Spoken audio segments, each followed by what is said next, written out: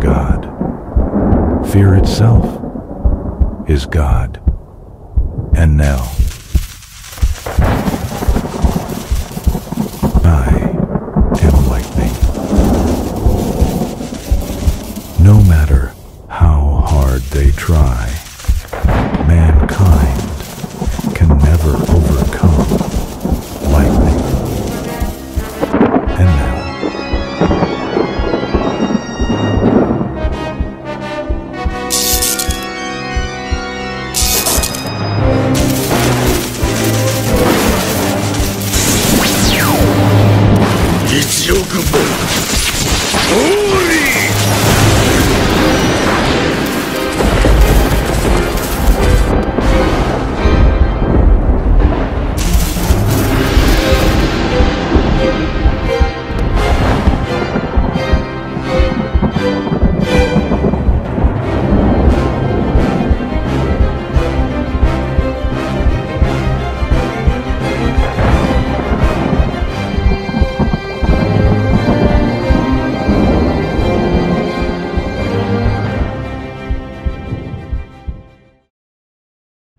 You can get it.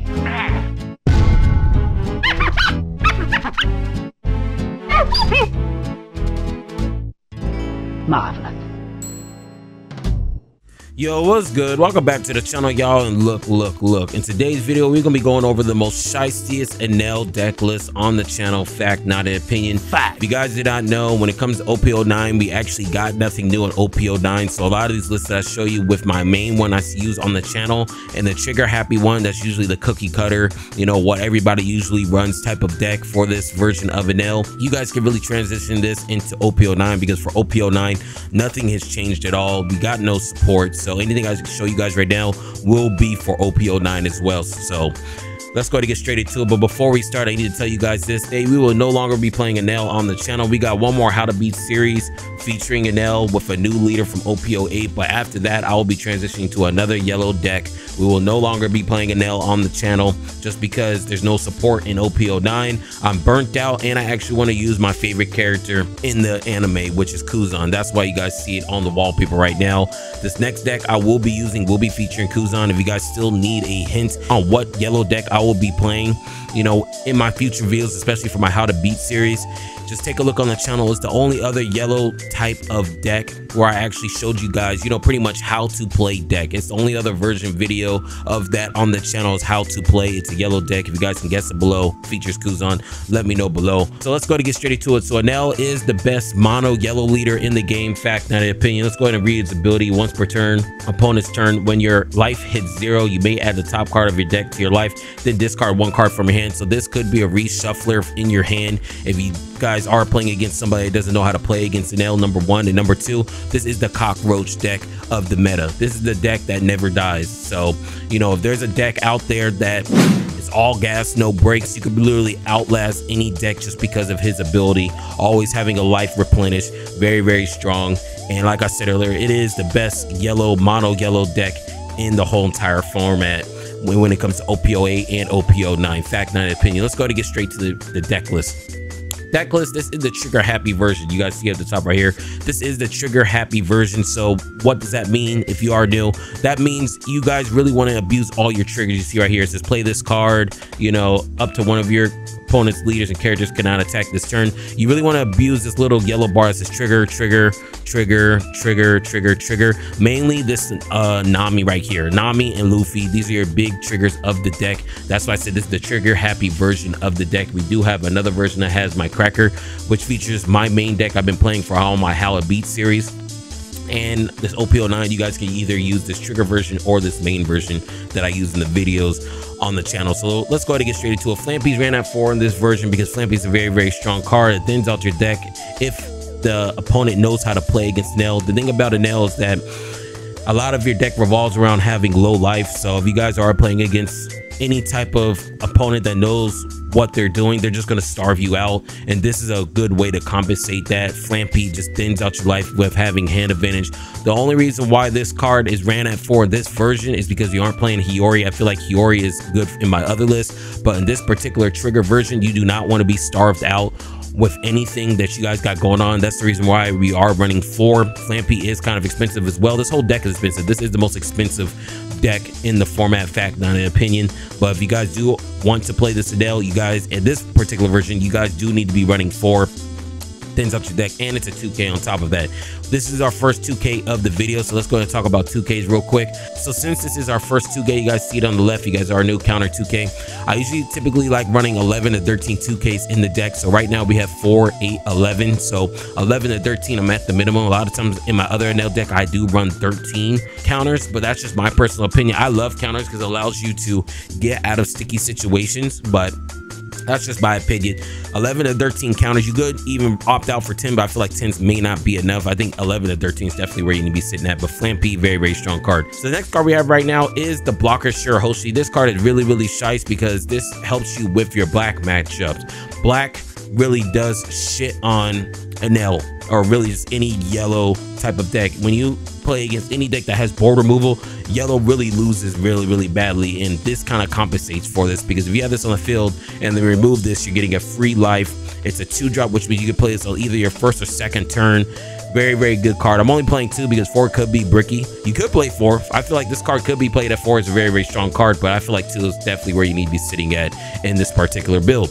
So the next card we have right now is the ญัuⱠⱠ. This is the 5-drop. A lot of times, a lot of people like playing 4 ญัuⱠⱠ, but in my opinion, I feel like that's wrong. I feel like you always need to be playing 3, because the biggest issue that this Enel deck has is bricking on high-end monsters and ญัuⱠⱠ, okay? Because a lot of times you open up a hand with like Katakuri, Ace, Enel, and Yamato, and a ญัuⱠⱠ, and you pretty much just have a dead hand until late game. If you are playing against a rush deck, you might not even be able to make it to your later stages of your game as well. So ญัuⱠⱠ played at 3. It is a hand reshuffler. You could put this back into life with Katakuri as well.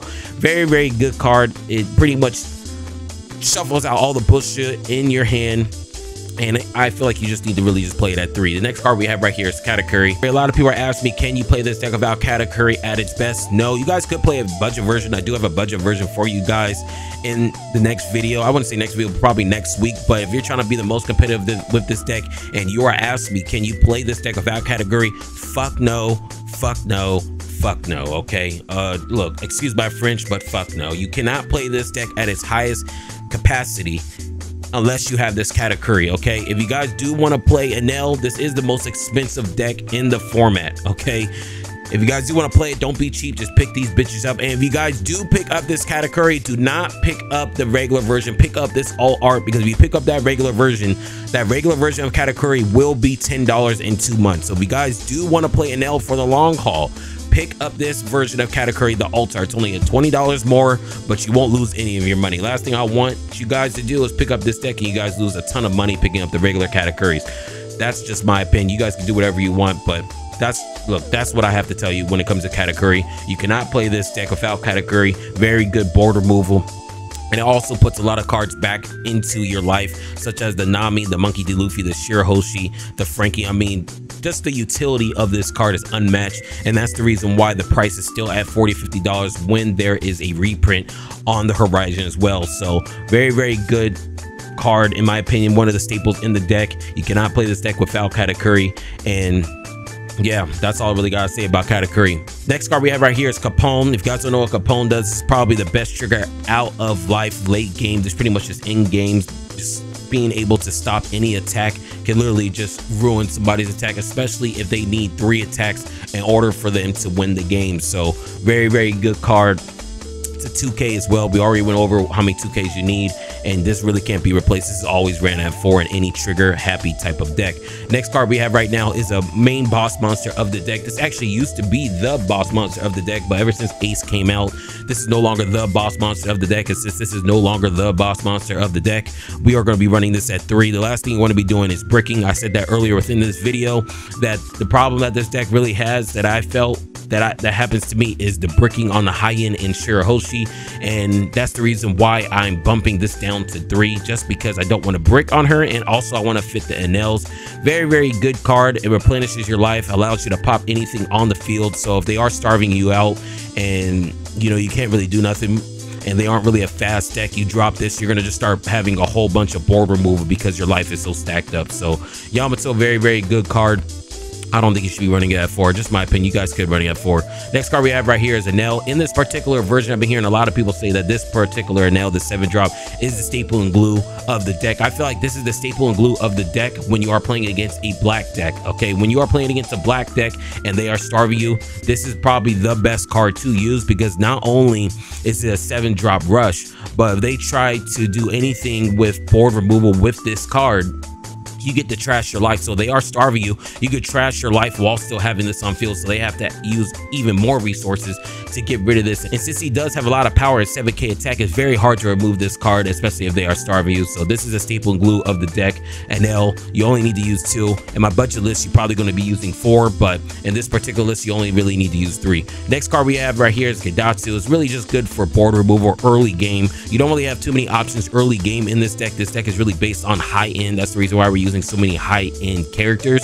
But for this ďaουⱠⱠ right here, this is really one of your only main ways to have some board removal besides this Luffy and this Nami, especially if you are going first. If your opponent does make you go first, you always pop everything with ďaουⱠⱠ on your second turn. So very, very good card in my opinion. I feel like this can't be replaced. You guys could go to 3 on this, but in this particular build, we are using 4 because you just need to have a little bit more board removal. Oh, okay. So next card we have right here is Nami. So out of life, this card is actually really, really shicey, being able to pop anything with a 5-drop or lower.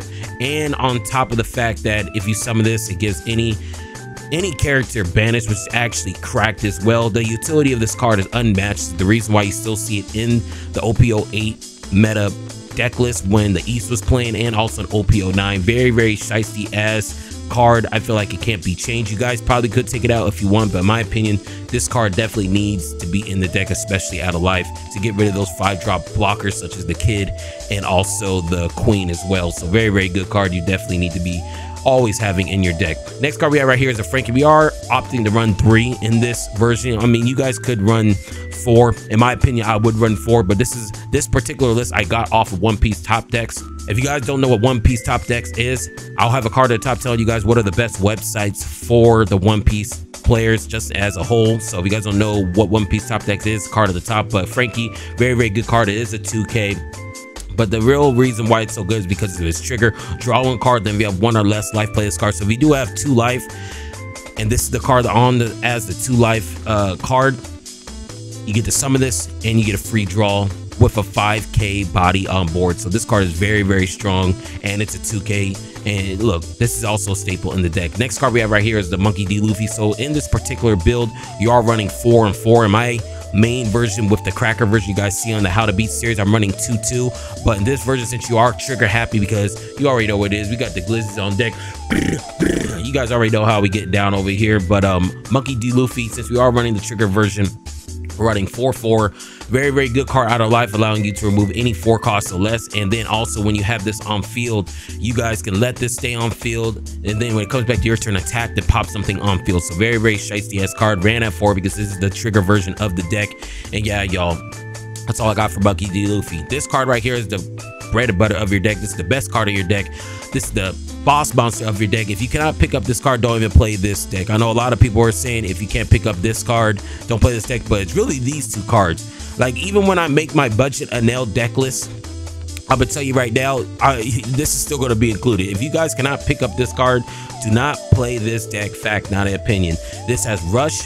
When it's summoned, it's a 10k attack at face, and if you have 2 or 1 or 0 life, it gets a life back while having rush. Very, very strong base card. Bread and butter of the Enel deck. Boss monster of the Enel deck. And yeah, that's all I gotta say. If you guys cannot pick up this card, do not pick up this card. So the brand new card from OP08, which is probably the only OP08 card we actually have in this list that's new, that's actually very, very broken, is this Nami. This Nami pretty much cycles out your hand, because a lot of times you guys have a lot of triggers in your hand that you aren't even going to use. We have 1, 2, 3, 4, 5, 6. So you have 6 main trigger versions of cards in your deck to where you guys can possibly brick it. This kind of clears out your hand. And also, if it's late game, you summon this and you end up going down to 3 cards, you end up going back to 4. Removes any 5 costs on the field. Look, this card is just base. It always needs to be ran at 4 in the trigger happy version of this deck. And yeah, that's all I got on this particular card. The only OP8 new card of this deck is this card. So, you know, make sure you pick this up. Next card we have right here is this Kingdom Come from EB01. This is your main board removal for high character monsters over 5. So anything that's 6, 7, 8, 9, or 10 cost, this is the card you're going to be using. I see some people use, 4 Kingdom Comes. I feel like that might be a little too much because, like I said earlier, you do not want to brick. This deck has a huge bricking problem. The last thing you want to do is build a house with all the bricks you're going to be getting. And I feel like 3 is a perfect ratio that you need to be using. I've been using this deck for a minute, and I feel like 3 is definitely what you really need to be sitting on. And add a trigger. It also has the Ďauhmutu effect, counting up your life and the opponent's life and being able to KO anything with a combined total. So very good card, removes any card on the field, and it's only a 6 cost as well. The next card we have right here is You're the One That Disappeared. I feel like this is probably the best event card for any yellow users in the game. Fact, not an opinion. Just being able to have any character or leader have a plus 3,000 attack on top of its trigger. Its trigger is the reason why this card is so broken. If you have 0 life cards, put the top card of your deck onto your life pile, then trash 1 card from your hand. So let's say this is the last card in your life, and they attack you. You get Enel's ability, so you get another life from Enel, and you also get another life from You're the One That Disappears. So the utility of this card is unmatched, and I feel like this is the best event card in the Enel deck, without a doubt. Okay, we could let's actually take a look at all the other cards that we have at our disposal for our yellow type decks.